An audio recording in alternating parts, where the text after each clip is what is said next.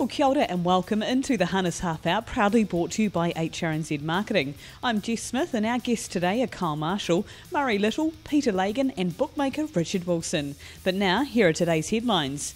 Dream About Me returned to the winner's circle at Oamaru on Sunday when winning the Hannah Memorial in an emphatic win, just beating home AG's White Sox and captain Dolmio. It really puts her on the map going forward to the New Zealand Cup, and we expect those latest rankings to come out on Wednesday. Chicago Bull continued his winning way in preparation for the New Zealand Cup. He extended this season's record to 7 wins from 7 starts when winning at Gloucester Park on Friday. And a decision will be made this week for Alleluia in his New Zealand Cup plans. Owner Greg Mitchell says he'll make the call on Wednesday whether they will nominate for the New Zealand Cup on the second Tuesday of November. And Lazarus has bounced back to winning form at Hoosier Park. The son of Bettor's Delight clung on gamely to defeat Mick Wickett in the shadows of the post in 148.4, and he may potentially start later this week in Ohio.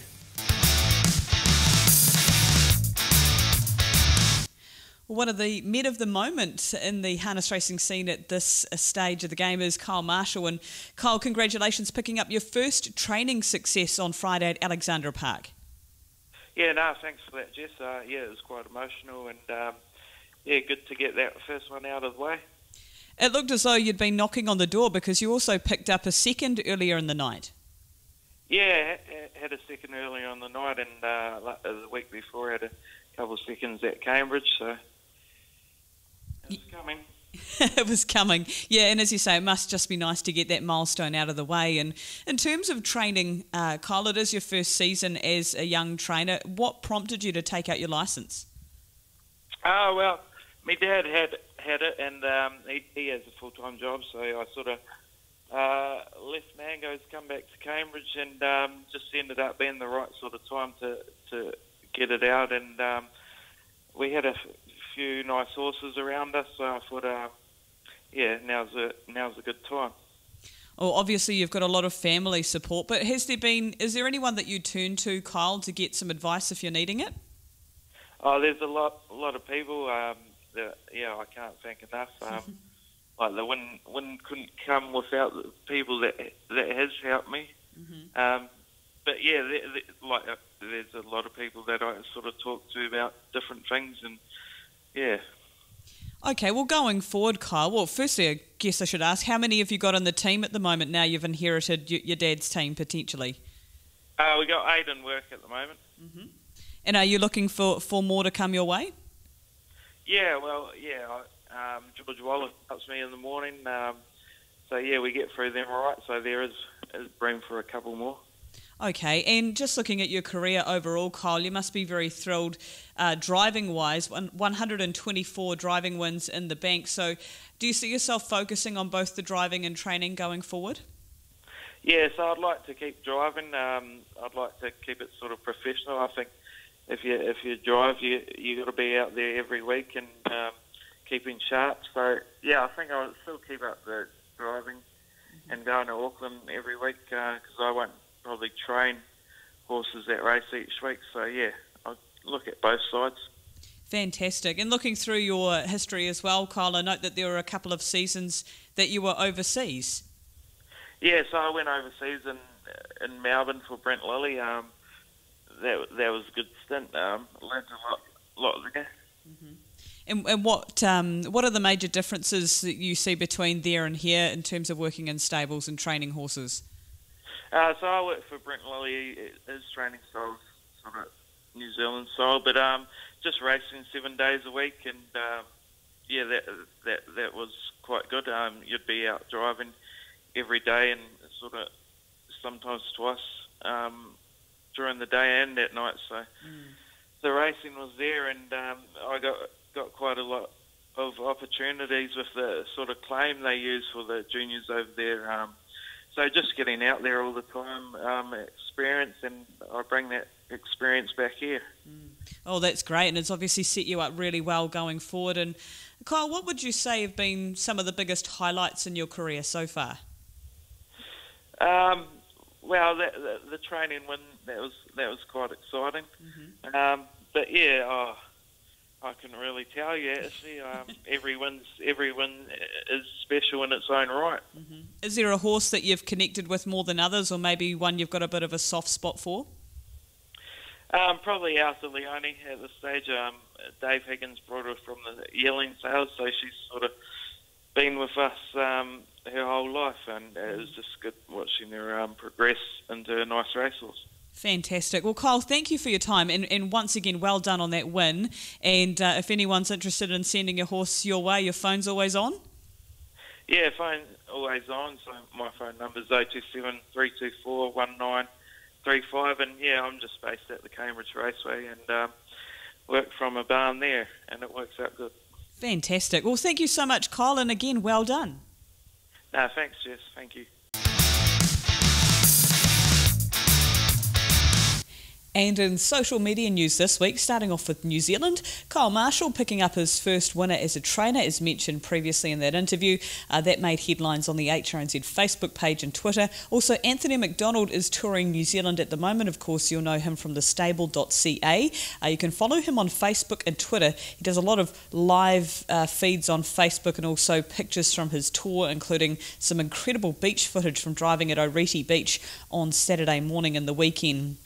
Now from Australia, Lagan of Chevy, of course the horse you may recall that was made famous for surviving a near-fatal bite from a snake. He returned to the winner's circle in Australia over the weekend, so made big headlines on social media with Love in a Chevy. And from the USA and Canada, Lazarus of course clinging on to defeat Mick Wicked at Hoosier Park in 1:48.4. Now he'll be set potentially to start later this week, and for more on Lazarus you can follow his driver Yannick Gingras on Twitter. Well, the Harness Half Hour today comes to you live from Ascot Park, and I'm joined by Murray Little. And Murray, having a chat with you, you wear many hats in the harness racing industry. Where did all this passion start for you? Oh, it probably started about when I was probably about 5, when I started riding ponies, my love of horses. And then when I sort of left law school, I sort of got back into the horses a wee bit. And then, of course, George Cruikshank at Cruikshank Pride was the owner of Sapling, so it was probably just a natural progression with Lester Smith being in there as well. He's had some good horses over the years, so that's probably what led to it. George gave me a filly closely related to Hockendale, who was the dam of Sapling, and it turned out no good. But yeah, that's what started it probably into the harness. Yeah. So was it from an owner's perspective early on, or did you just rip straight into breeding them? I think it was more the owning a horse, and didn't really look at breeding at that time. I mean, I was only a young fella then, so it was later on, probably the last 10 years maybe. I've got really quite serious about it. Some quite nice mares there. Savannah Hanover I bought a few years ago, and she seems to be doing the job. And I've also got a full sister to One Dream that I've bred from, and she's left a couple of nice ones. So yeah. And Murray, how do you come across these mares? Do you actively seek them out, or is it purely by chance? Well, I had One Dream's dam Solitaire. I had her with 2 or 3 mates, and the deal with Jill Smolinski was to get a foal out of her, and we took the first foal. Unfortunately, the second foal was One Dream, but. Right. That worked out pretty good all the same, because, as I say, she didn't race. She couldn't pace, actually. Really?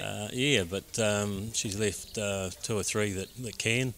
The one that's I'm quite excited about at the moment is Max Back. Yeah, he's quite a nice horse. He's gone 152 for a mile. Got second. He got nutted on the line, unfortunately. But yeah.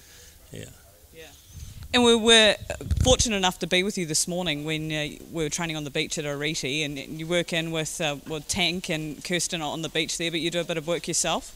No, I bought that for the mares and the young ones that I breed. It's nice and dry even during the winter, and it's had a big shed on it, which I've turned into quite a nice barn with 6 boxes, and built some shelters out in the paddocks. And Tank, it was actually Wayne McEwen, Ox, that come along and said they'd like to train from there. So I don't use it during the summertime really, but I've only got the 2 young ones down there at the moment, as you saw this morning. and until they go to the sales, and then basically wait until April to go get next year's ones to look after. So I said to them, that's fine. So Ox put in the track down to the beach and did a bit of fencing. I've since deer fenced it all and built those shelters and developed the barn. So it's good. The horses are happy down there. You can tell they're happy down there. It was great to see those Canadians today on the beach and the big smiles after, probably never done anything like that. I know Toronto's about 2,000 or 3,000 miles from the seashore, so they've probably never been on the beach before with a horse like that. So yeah, it was pretty good. And such a special place too, being Arete Beach. But Murray, you're involved in the administration side of harness racing too, so you keep pretty busy. Yeah, it is. Southern Harness, I've been on that for 2 years and really enjoyed my time on there.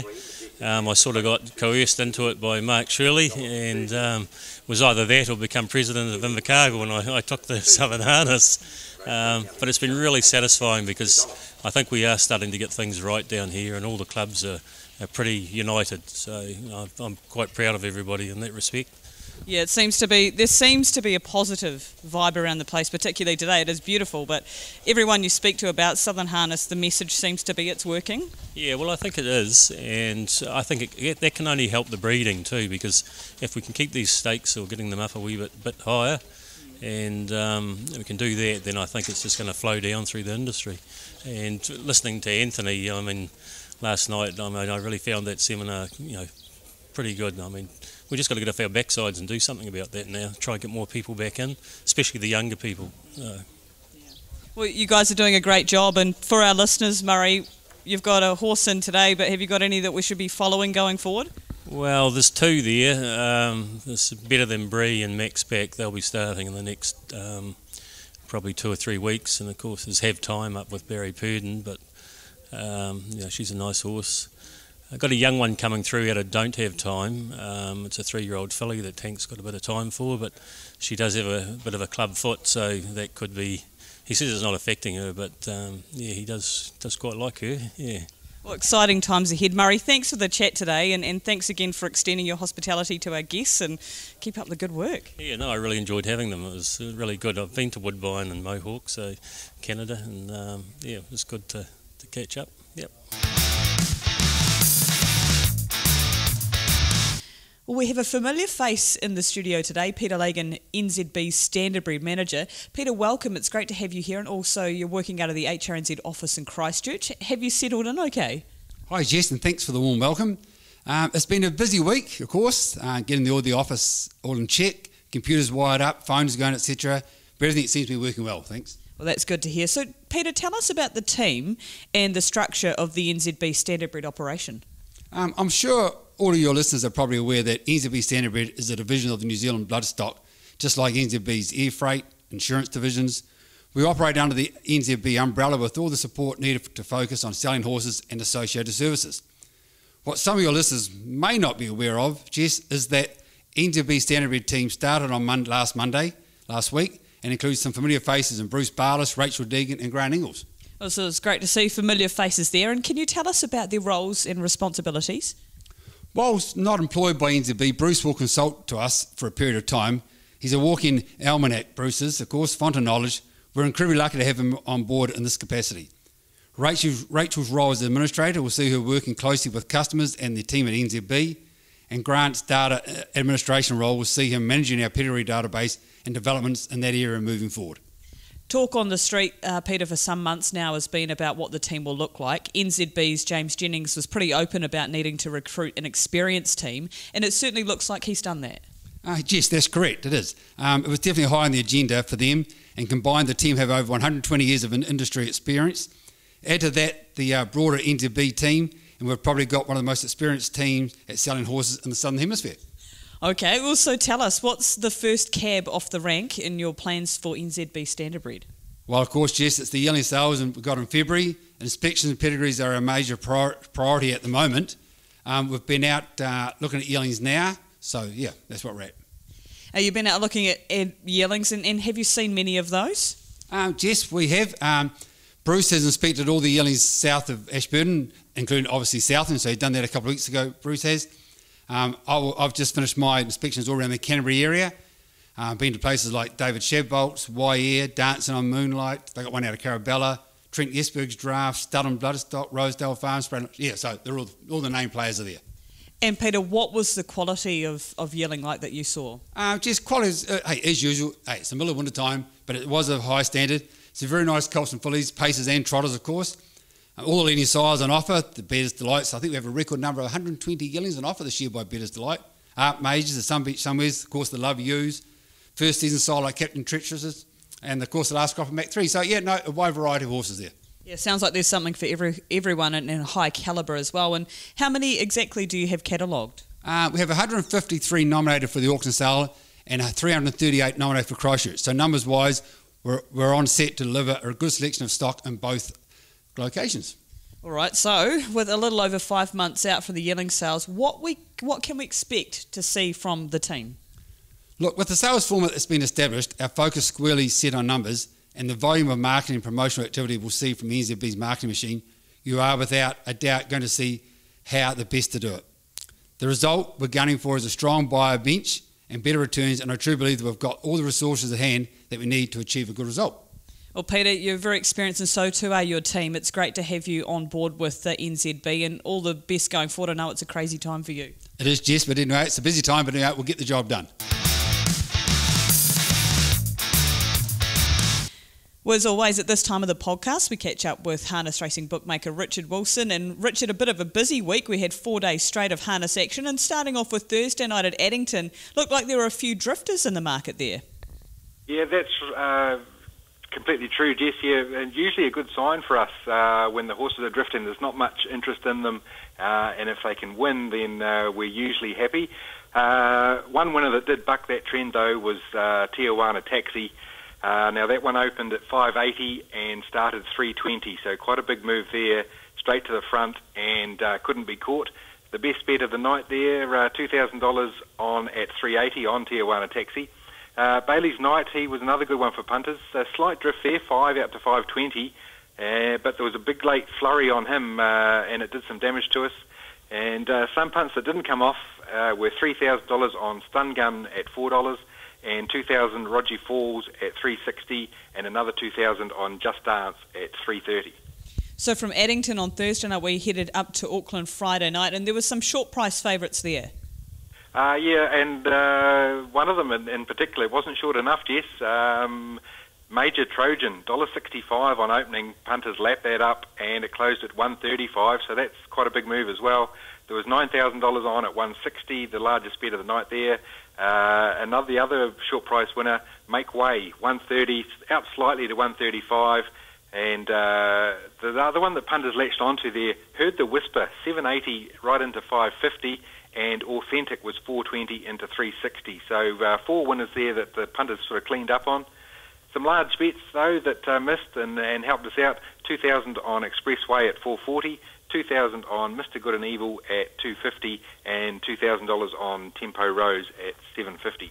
And I was down on your old stomping ground on Saturday, Richard. It was a beautiful day in Invercargill, but it was a tough day for punters by the look. Yes, it was. Yeah, you can always expect a nice sunny day there at Invercargill. It was a fairly tough day. Now, Majestic Man, he was strongly backed $2.30 on opening into $1.75, including a $4,000 bet at $2. But it was his stablemate, Davey Mack, for the commentator that got the job done. Didn't give them much of a chance either, just bowled along well out in the lead and couldn't be caught. Take No Prisoners, he was well backed in race 1, but he broke early. Please Shut Up, he was strongly backed to start favourite, didn't open favourite, but he was nabbed late by Mr. Kiwi in race 6. And then come to the last, and we were up for quite a decent payout there if Better Sensation had got home, but he found trouble with a lap to go, and it was his stablemate, Motu Top Mac, that got home. So the second stringers, if you like, were doing the job for us there at Invercargill. There was a couple of the punters did now, though. Reasonable collects of Stop It, so he was $6.20 into $3.30, and the Bullpen was $3.70 into $3.30 as well. And then, of course, Hannon Memorial Day on Sunday at Oamaru, and Market Movers were the order of the day. Yeah, and this time it was Market Movers in the wrong direction for us. They were all coming in. 2 really big moves here. Just Wondering, He was $7.20 into 280, Jess. There was $1,000 at $7.20, $1,500 at $3.90, $1,000 at $3.50, $900 at $3.20, and there was 360. I had to tally up 365 single bets on him. Thankfully for us, though, he ran fourth after quite a tough run on debut. So keep an eye out for that one, though. Don't expect $7.20 next time, though. And the other big mover came in the last, Burning Rubber. Now he opened a fairly similar price, $7, and was back right into $2.90. Stranger things here, though, the biggest bets were $500, both at $7 and $3.10, but there was 60% of the total win hold was on him, so a lot of $100, $50 bets, all just on Burning Rubber in the last, and it was a terrible result for us. Other movers to get home were Eraser, $4.20 into $2.80, Pembroke Blue was $7.20 into $5.80, Its Major Look was $2.40 into $2.10. Dream About Me came in slightly, $1.80 into $1.70, and I think I went back out to $1.75. And Ferret's Sister was the other decent move there, $5.80 into $4.20, and there was $1,000 on at $5.50 there. And even when the outsiders were winning, punters were still cleaning up. There was $100 on I Got a Star at $30, one of the best bets of the day there, Jess. So that was certainly good for that punter. Yeah, absolutely. Looks like there were a few big bets that missed on Go Kiwi as well. Yeah, a couple of thousand there at $2.30, and there was a $2,000 bet on AG's White Sox at $3. He, of course, went down quite narrowly in the Hannon, so it was quite a good finish to the Hannon. There's half heads and heads between the first three, so yeah, really good day's racing there. Most certainly was, and speaking of the Hannon, we look to the New Zealand Cup, and there'll be moves in that market now, I'd imagine. Yeah, we're quite impressed with Dream About Me, the will to win, certainly coming back to the fore there, $12 into 10. Captain Dolmio went very good there. He was 21, back into 16. He had been 16 up until a couple of weeks ago. And Jack's Legend, he had to move something out, so haven't seen him yet. He's $9.50 out to 10. And there was a number of the long shots got a bit of a drift as well. All right, in the Dominion market, any movers there? Yeah, after Le Monde was quite good, 18 into 15. Muscles Galore was very good at Oamaru, 18 into 15 as well. And Mumbai, again, we haven't seen Mumbai, so something had to go, $3.80 out to $3.90. All right, looks like there's been some wages in the free-for-all futures market too. Yeah, it came. There was a story somewhere that Chicago Bull's definitely coming for both the Cup and the free-for-all, so someone must have heard that. $1,500 on Chicago Bull at $7 to win the free-for-all. It sees his price into $6. Yep, good Southland bred horse too, Chicago Bull. And don't forget two punters, the Inter-Dominion market option 1995 and Interdom's Trotters market 1996 on tab.co.nz. And as you do every week, Richard, you kindly find us a multi of the week. What have you got for us? Yeah, this is not a bad one. $222 boxed multi at Oamaru. Eraser in the first at $3.70. Pembroke Blue to run in the top three at $2.25. Its Major Look to win $2.40. She Ain't No Angel at $3.75. Dream About Me at $1.80. And I'm not too sure exactly how many of the combinations they took, but the return there, $14,739.30. Oh my gosh, that's outstanding. So $222 into 14 grand, and well, looking at the week ahead, pretty busy for you guys, keeping an eye on everything going on. Yes, indeed. Yeah, looking forward to Thursday, twilight meeting at Winton, my old stomping ground there, and so a nice early finish, about 6:30 I'll be on the way home, and then Spring Cup at Auckland on Friday. Also Annington on Friday, and then back to the Mott for the Group 3 Trotting Cup on Sunday. Yep, big fields of grass track action. You'll be absolutely looking forward to framing those markets, Richard, I'd imagine. Yeah. Well, as I mentioned a couple of weeks ago, Jess, turns out Mochika Ra wasn't very good for us last season, so I'm not looking forward to it that much. Yeah, well, I feel sorry for you. I'm sure punters won't, but thank you so much for your time, Richard. Really appreciate it. Yep, not a problem, Jess. Very good. And in what's coming up this week on the podcast, harness racing wise, we head to Winton on Thursday. So we've got Winton taking place on Thursday afternoon. Friday night, a double header between Alexandra Park and also Addington Raceway, so plenty of opportunity there. Sunday, Banks Peninsula on the grass out there at Motu Carrara. And don't forget this Friday at Alexandra Park, it's Daffodil Race Night. There'll be a celebrity dual sulky race, which does include Sophie Hambleton from the show West Side on TV3. She plays Carol. And Johnny Bruff from 800 Words, and also What We Do in the Shadows. You may recognise them from commercials such as the Weather Waffle commercials, ever popular that they are. So they're just two of the celebrities that will take place in that special event this Friday night at Alexandra Park. So if you can head along, all funds raised will be going towards the Cancer Society. And you can tune in next week. We've got a very special edition of the Harness Half Hour. It's our Harness Racing Annual Awards edition, and I'll be catching up on the night throughout the evening as our recipients get their awards and having some chats with them. And that's it for this week's Harness Half Hour. Thanks to HRNZ Marketing. Don't forget the Harness Half Hour podcast is now available on tab.co.nz through the Punters Lounge, also on Spotify and iTunes.